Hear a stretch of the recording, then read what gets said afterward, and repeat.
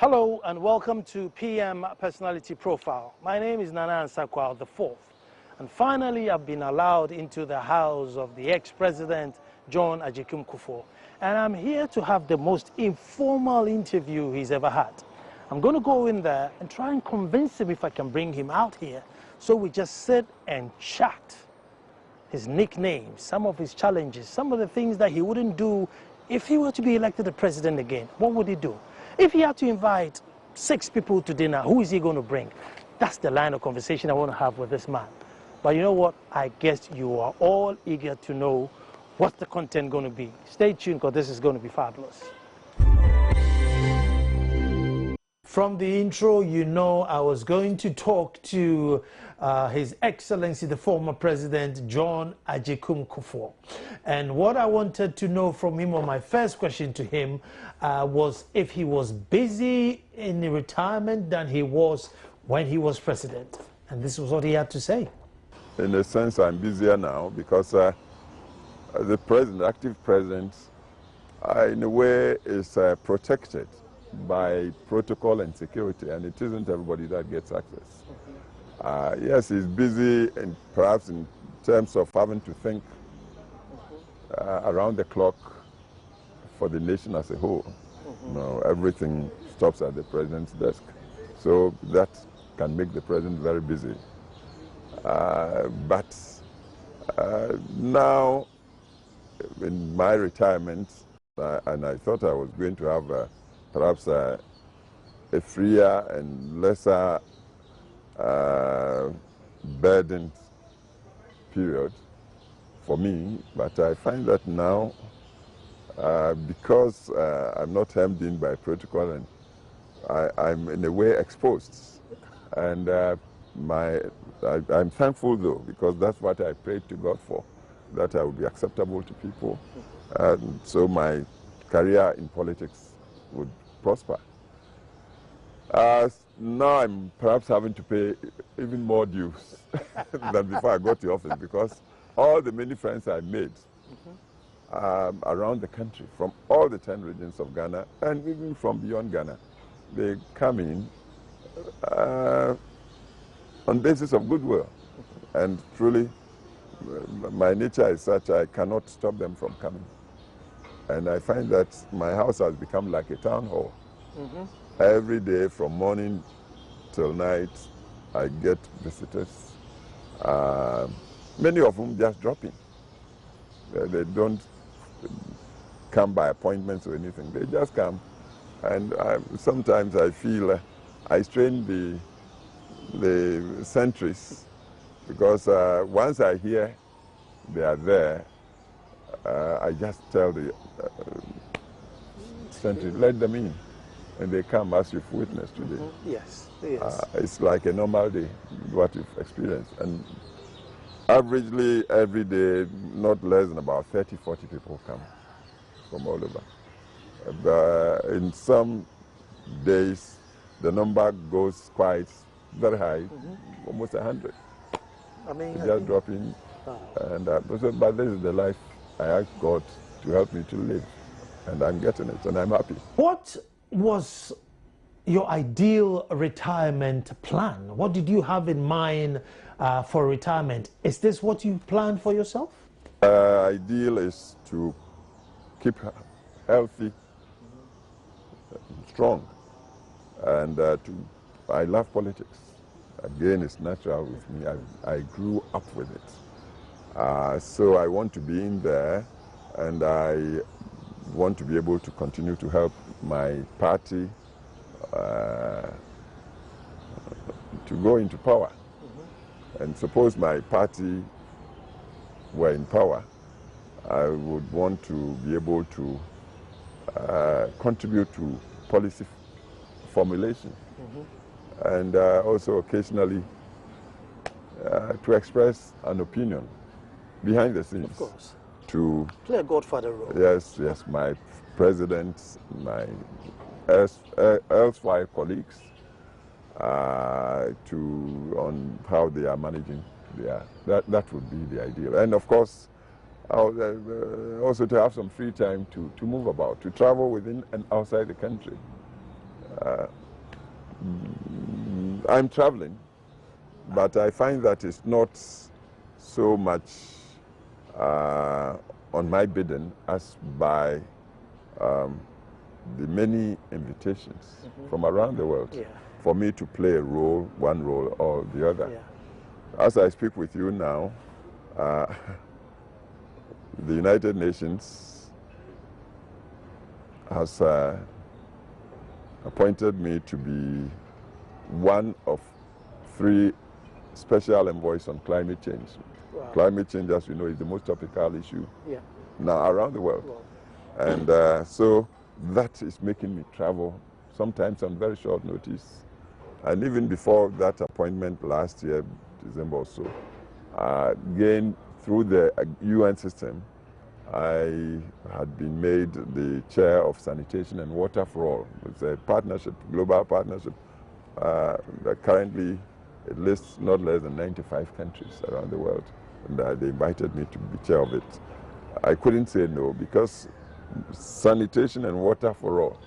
How can anybody who is fit and can contribute towards ensuring people all over the world have access to good sanitation and water? How can that person say no to such an invitation?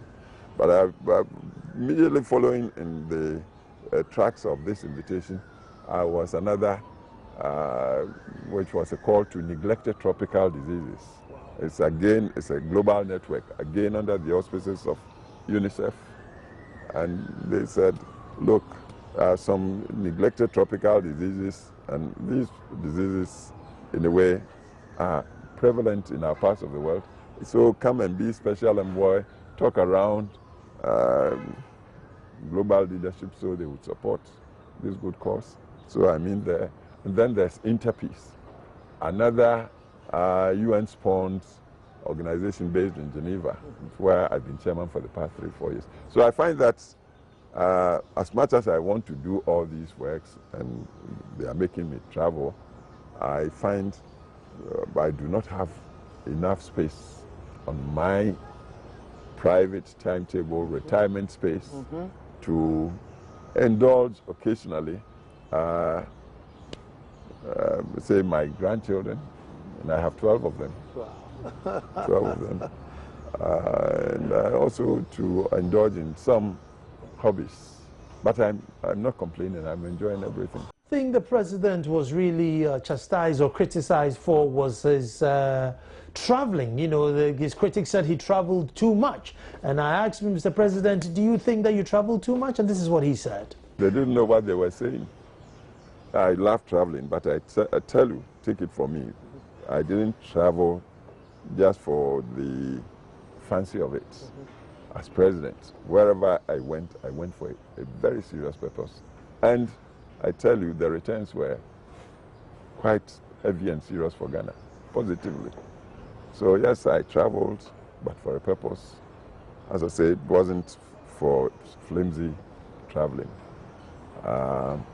It so happened that because I love traveling, the traveling didn't strain me too much. Rather, it facilitated my working towards targets. If it's America, I didn't go there just to relax. I would go and see the president. George Bush, through that, became a very personal friend. And you see the benefits I got from Ghana. If it's to Europe, say Britain, mention the prime ministers, Blair, Brown, and the ministers there. Even in America too, Clinton, Carter, all the old presidents, they were. And I had serious interactions with them. Well, as usual, as every, most couples would like to be together. And here is the president traveling so much. And I just want to know if Mama Teresa is okay to say, well, you're the president, go gallivanting around the world. Or like every other woman, she's going to say, there you go again, Mr. President. How does Mama Teresa feel? Being human, she would sometimes wonder why. But we've been married for 51 years now. Wow. So we know each other thoroughly. I see her shaking her head. We know each other thoroughly, and she has known from my early 20s. We married quite young. We married 62 when I was, I think, about 23. Wow. Yes. And so she knows me. Well, since we are all fallible, you know, I asked the president, Mr. President, is there something you did during your presidency that, given the chance, you wouldn't do again? I've been very thankful to God for giving me the opportunity to be president. And I believed my tenure was used in ways that leave me perhaps no regrets at all. The 8-year period I was privileged to lead our country, to serve Ghana, marked perhaps the period of the highest growth economically and socially in the country. Ghana became middle income. It was the first time ever by 2006. We saw some of the highest growth points, production in cocoa, for instance. 2004-05, the crop jumped from a low of 350,000 tons in 2001 to over 700,000 tons, the highest ever in the history of Ghana. And so 2006, I was able to predict that by 2010, the crop would exceed 1 million tons, and it did. And then National Health Insurance Scheme and free composition, all these things came in those times. So, but then there were two, I think, or one event that really I've had occasion to tell the world, and I will tell you again, I prayed to God it wouldn't ever happen, ever, whether it was during my tenure or anybody else's tenure. The Gabon crisis, it shook me to my foundations, and I pray that it doesn't happen, ever. Not that I want to be back in office, no, but I pray that there will be a permanent solution to that. Well, I know you took decisions and you stand by your decisions, but there must be something that you could say to me that, Nana, you know, on the benefit of hindsight, I took this decision, and if the constitution was changed and I was made president again, I will not take this decision. Let's say the sale of Ghana Telecom. Would you sell it again? I will do it 100 times for the betterment of Ghana. Look, when we assumed office, Telecom had been given to Malaysia by the previous regime. 30% had been given out for $38 million. Malaysia held 30% of Ghana Telecom for $38 million. That government had also taken a loan of $50 million with the understanding that if government didn't repay, that debt would be converted into more shares, meaning over 70% of Ghana Telecom was going to go for how much? That's 80 million. $80 million. Malaysia had been given the entire management of Ghana Telecom, even with the lesser equity holding. Malaysia managed Ghana Telecom for 5 years. It was on agreement. And during the 5 years, Malaysia didn't pay a cedi dividend to Ghana. They were managing without accountability. When we came to office, we found Telecom was not functioning well. The records are there. Anybody who would care. I've heard people say, I want them to go into the books to see. There was overemployment. There was something like 4,000 employees that really didn't need to be there. Didn't make Ghana Telecom efficient. So when we took office and the 5-year contractual term ended on the Malaysia, my government considered the whole thing and said we wouldn't renew that contract for Malaysia, for management.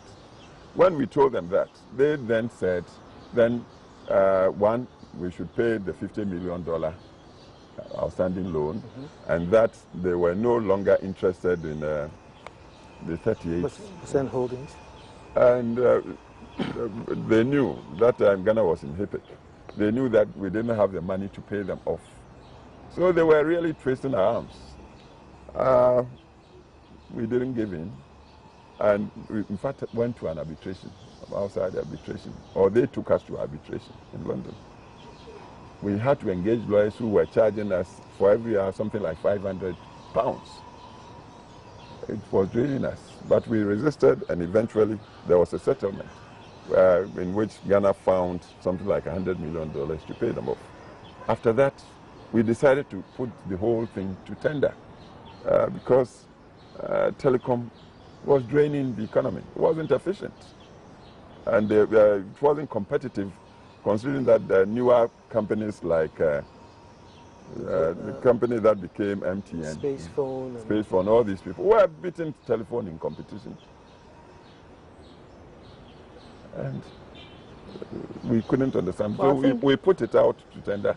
The Scandinavians, I've forgotten the name now, won the tender. And we said we wouldn't sell out to them, we wouldn't give equity, but they would manage for 2 years to convince us that they were worthy of consideration to be given equity. Within the 2 years, certain things happened. We cancelled the contract and again went back to tender. It was through that tender Vodafone came on the scene. You know, for the same 70% that the earlier regime had surrendered the entire fortune of telecom to Malaysia, we got $900 million. $900 million neat dollars for 70% paid up front. If people say it was a mistake, then I say, me, I'll do it 100 times for Ghana.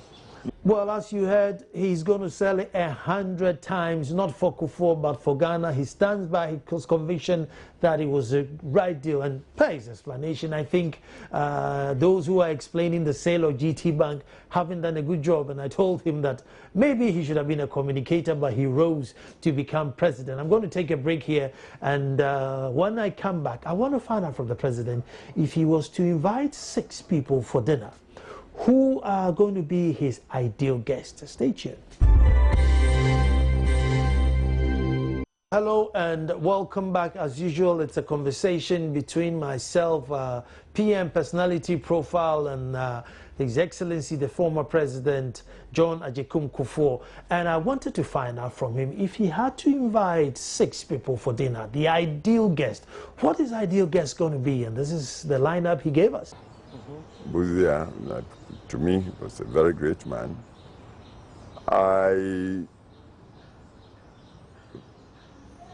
Leadership, I believe, is the most critical thing anywhere, anytime. When you talk transformation, you must get just one right person in right space, spot to initiate it. So great leaders to me that should feature in my system would include a man like General de Gaulle of France. General de Gaulle of France? Because without him, France wouldn't be what it is today. And he initiated the reforms, brought the 5th Republican Constitution that stabilized France on peril of his life. They were shooting at him broad daylight when he dared to say Algeria should be allowed to go to referendum for it to determine his future. The people who had supported him to power thought he had betrayed them. In broad daylight, they were making attempts at his life, but he persisted and stabilized France, and now France enjoys some glory of greatness. So to me, that's the worthy to look at person. The other person is Deng Xiaoping of China, the short leader that succeeded Mao Zedong. Without him, China wouldn't be what it is today. It was this guy who came in, and even as he held onto the communists ideals, political ideals to hold the country together, he allowed liberalization on the economic front. And now China is beating the whole world to competitiveness and wealth and so forth and so on. But I went to Shanghai and went to an expo. And on the wall of the expo, I saw a granite wall with an etching in gold on which Deng Xiaoping was asking China to go to Singapore. And you know Singapore is a tiny island. Let's go to Singapore to see what it has done. So we come back to China to do it even better. Wow. But perhaps it's a paraphrase, but that was the idea. So I stood at what could big China learn from tiny? But then it wasn't difficult to know why. Because Lee Kuan Yew, whom fortunately I have met about 2-3 times, I've had the opportunity to interact with, had worked in a way miracle with a barren island, just a piece of rock that didn't have any natural resources, but just through using smart intellect, conviction, and strong will, it converted Singapore into. You don't talk development around the world without mentioning Singapore. No. And I think that was the idea Deng was telling his people to do, and they've done it. And now China is becoming like a center of the world. So that short man I want to call to dinner too. And then, of course, Lee Kuan Yew, who is still alive, I would want him also to ask how really he matured into what he became and how he did it so successfully. These are some of the people. There's one more. One more. There's one more. Of course, good old Mandela. I met him too. He was a man of destiny, and I believe in destiny. I believe in the force, the mysterious force that shapes our fortunes. And Mandela, I feel, was preserved by that mysterious force for a purpose. Because without Mandela, who became who he became, without him, perhaps the southern part of Africa would be a different story altogether. That's been a force for stabilization, for vision, and for inspiration. And as I said, I met him. I wanted to find out if by any chance he would invite Thomas Sankara to dinner. This was his position on the question. No. You won't get Thomas Sankara? No. No. Okay. I don't pretend about these matters. Okay. No. Okay. I'm into what would improve the quality of life for human beings across the board. Okay. People who really go out. Not anybody who tends to be divisive. Okay. I don't like people who would use ideology or race or religion to split us. Okay. I'd rather have people who would bring it. Join. Let me go religious here. Yes. Jesus Christ. Folks, now that was a good one. Now that's what I call sincerity. I mean, not many people can admit to that, but hey, that's bravery, man. We are all not perfect in our own way. Obviously, towering against all the men, even girls my age were, had a crush on the president. I mean, there you are with the power, the looks, the height. I mean, wasn't it distracting? How were you able to, keep focused with all these girls who are hoping that the gentle giant would just turn around and look at me with the sexy eyes? Whatever I did, that side was very marginal. Very, very marginal. Sometimes, even when I felt forced to look, I tried to veil the attraction. I admire your sincerity. Yes. That was a good one. I'm going to take a break, and then when we come back, I want to find out from the president, look, 1 minute you're going to bed, you have the power of life and death. You can sign and unsign people's life. And then you wake up and then that power is gone. How does it feel? Stay tuned. I wanted to go back and find out, you know, with the power issue, how it feels to go to bed as a president and wake up as a citizen who is not a president anymore. But I just wanted to find out from the president, indeed, do we need any multi-party system? Because bear in mind, he comes from a capitalist background, yet all the social interventions in the country now was what he created, which other African countries are emulating. So where's all these ideologies coming from? And this is what he had to say. I woke up the next day after my stepping down feeling so fulfilled. Wow. Fulfilled because, see, again, back to destiny. I survived a long sojourn after Champon removed Buzia. My party was pushed into the wilderness. We didn't get a chance to come to power again till 2000. And as things would happen, as destiny would have it, or providence, I got elected 2000 December as the president-elect of Ghana. 2001, 7 January, I was sworn in as president. That time, the 2000 election was fought 7 December, and my birthday, 62nd birthday, was 8th December. Do you hear? Yes. And then I served 2 terms, ending in the election of 2008, when I was exactly 70. In any profession, 70 might be like the right time to retire. Yeah. And I couldn't have hoped for a better way to exit from active working. So I woke up the next day thanking God for the bounty and mercy and love he'd shown me. That's good. And so I didn't have any regrets at all. The only thing was that I didn't get the succession I wanted to me. Okay. My party didn't come back to power.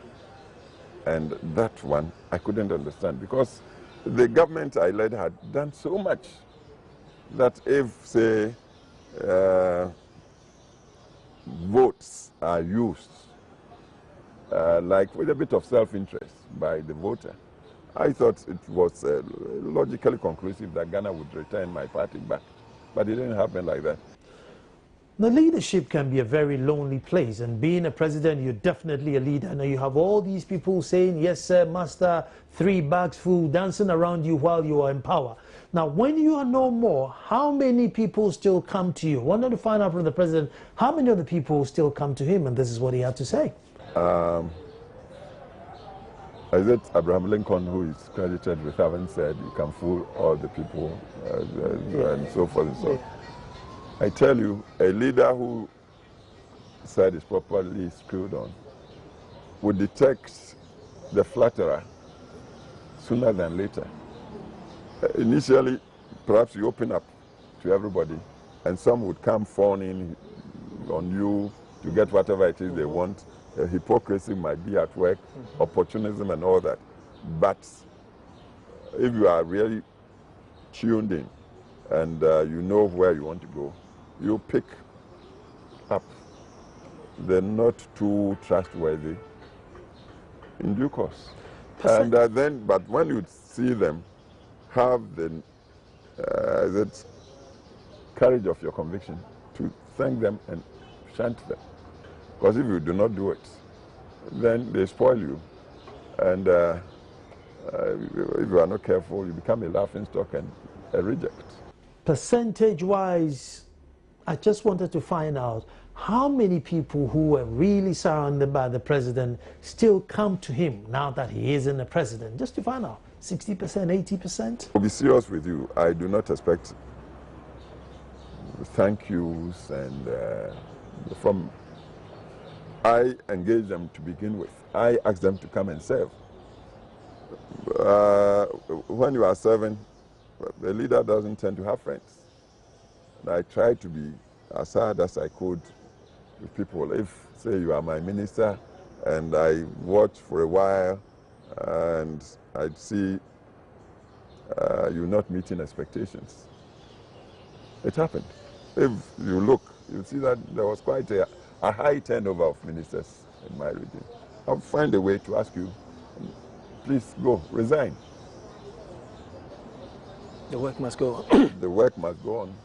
And I did it with some of the most powerful ministers you can think of. Mm-hmm. So I don't expect thank you from you. It's work we had to do, I engaged you to do. You are not doing it to my satisfaction. Since at the end of the day I'm answerable, you go. So after I step down, well, some come around, and I'm happy when I see them. We reminisce on the things we worked on together, some of the projects and all that. But if you are not coming, I don't lose any sleep at all. So is leadership lonely? That's what I just want to find out. Is leadership lonely? This is what his take on it. It can't be, because I believe it's the American President, Truman, who is credited with having said the buck stops on his desk. That would make you a lonely man. Once you get to appreciate that at the end of the day, you must answer to the people. It's only you, not a cabinet, you and your cabinet or anything of sort. It's you, the president, in an executive presidential system. So that would make a lonely person of you. And then I talked earlier about the protocol and security people helping you in. So you don't the president can be so programmed that suppose you feel like having a drive around and say dropping in at some old joint for, say, even a glass of beer. I tell you, immediately you get out of your room and you step out, you want to take the car, these security people, they'll encourage you. Even when you tell, oh, I just want to drive to a corner and come. Yes, and they are polite, they bow like they are agreeing. But your car would hardly get out of the gate when their vehicle would have gone ahead. And some would be following you. So you don't have any secrecy, no privacy. And then the protocol people, the way they go about things, the way they screen people, sometimes you would love to see some old face, an old friend of yours. They would never get a chance. Until this day, and I've been out of office for almost 6 years now.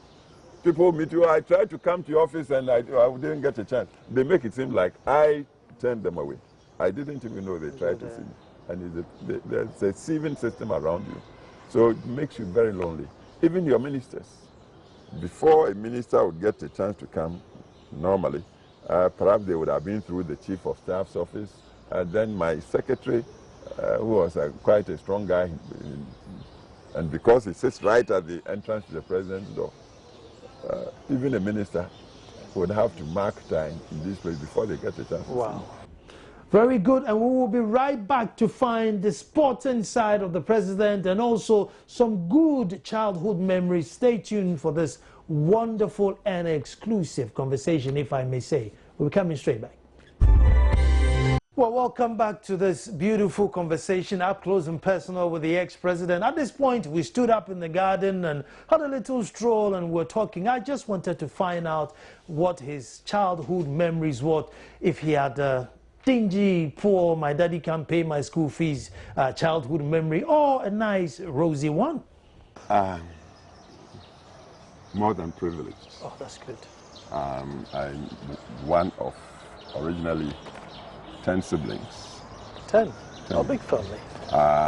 All of them,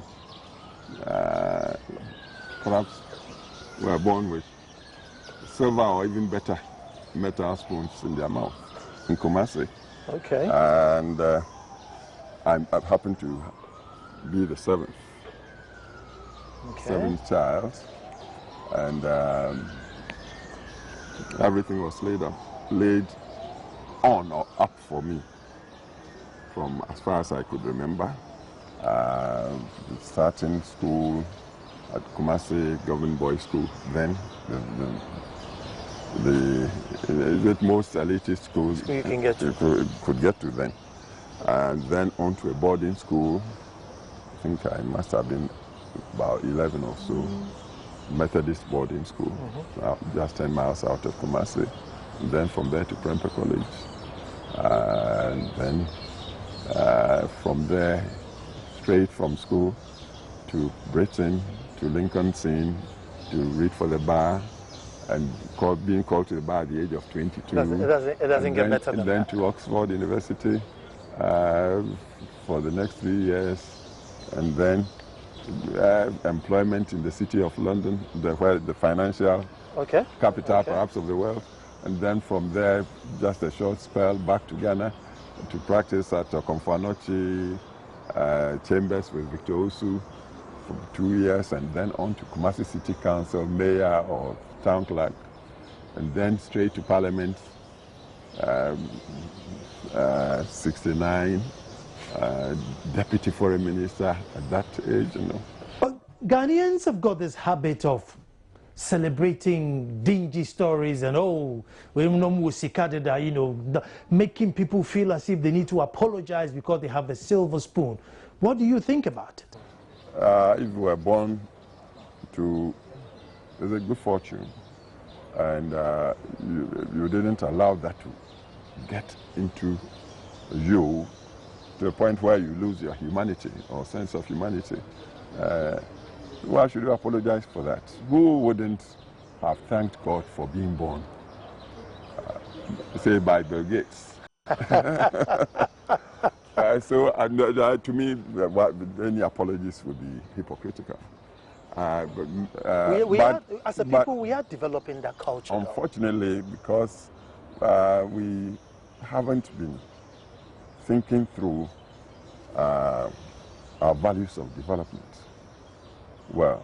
So we tend to glorify people who perhaps had difficult beginnings. There could be people who didn't have it too good from beginning, but who overcame their challenges, became good people, and with all the qualifications and achievements they made, they still remain human, and they were able to share.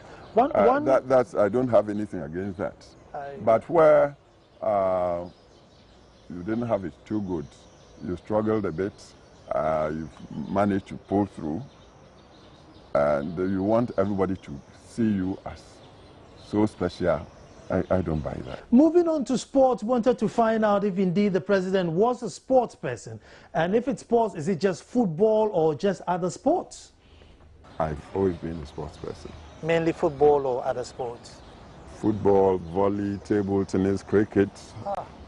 The schools I attended, even my primary school, Kumasi Government School, had 3 football pitches, a volley pitch, cricket. At that early age, we were exposed to all these things. Did you play? Well, I wasn't like a star player, but we did sports. It was a must. Okay.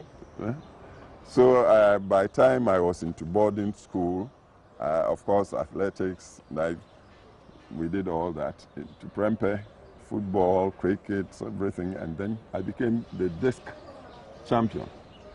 Okay. I went to intercolleges twice. I was at Buakwa State in those days. Okay. Chebi, for representing my school as the discus champion. And then to Achimota.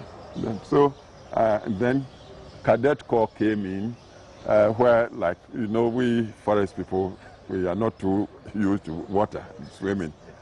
But through the Cadet Corps, I got introduced to swimming at the Kumasi military barracks in those days. So there's a bit of swimming in there as well? But not too well, not too well. Even now, when you get me, I walk the fringes, don't go deep. Even though it's obvious, I needed to ask, what football team do you support, Mr. President? Kotoko. Okay. Because, again, in my family, there were some very, very good players. When I say family, extended family. Okay. Some who played from the founding days of Kotoko, in the 1930s, 40s. So people from my family played. Supporting a premiership or a foreign football team has become a fashion now for sports enthusiasts. I just wanted to find out from the president, apart from Asante Kotoko, does he support any other foreign team? Initially, I supported Arsenal because when I went to Britain, I lived in north of London near the stadium, no, Highbury. Highbury. And that was Arsenal training ground. This was 5960. Oh. And a cousin lived next door to the stadium, so Arsenal somehow went into my head a bit. But along the way, I got a bit detached from following teams. I rather enjoyed the artistry of football. When I saw a good player, regardless of his team, I adored him. Yes. Okay. Well, I asked him if he owned any sports T-shirt. I mean, being a president, he's been to stadiums, and maybe some footballer might come to him and say, look, Mr. President, there you go. I want you to have my T-shirt. Has he got one? I don't easily get my size. The footballers don't come this big. The master players, like, say, Osei Kofi, now Reverend Osei Kofi, I tell you, that man, I believe is entitled to be called a wizard of football. Wow. He could juggle balls in those days. And so, but Osei's size is like, he might want to give me his T-shirt, but I wouldn't know what to do with it. Well, that was a good one. Well, he says footballers don't come in his size. If they did, he would definitely own a T-shirt, out of goodwill. I'm so happy getting the chance to meet with you directly. I watched 2 of your programs. You interviewed Professor Bafo Adjumandua, who is now working with my foundation. Yes. And so when I saw that interview, I was wondering, well, this guy, there's something about him that gets me like I should know him. But I wasn't sure I knew you. And then I think another interview you did, I also saw on telly. Okay. Today I'm directly with you, and I'm now aware that you are the son of this young man I knew and who sadly has passed on. Yes. And also the grandson of my old teacher, Reverend St. Tim Misa. So I'm very proud of you and the way you conduct your interviews. Thank you. I carry on with the good work. And we didn't get to explore too much of the field. But in future, when I know you are coming, I'll be ready for you. That was an endorsement and a half. And I accept it wholeheartedly. Folks, I say thank you to the president for such beautiful and kind words for moi. But, like I say, until I come to you next Friday with a different personality, have a very beautiful week, and thanks for watching.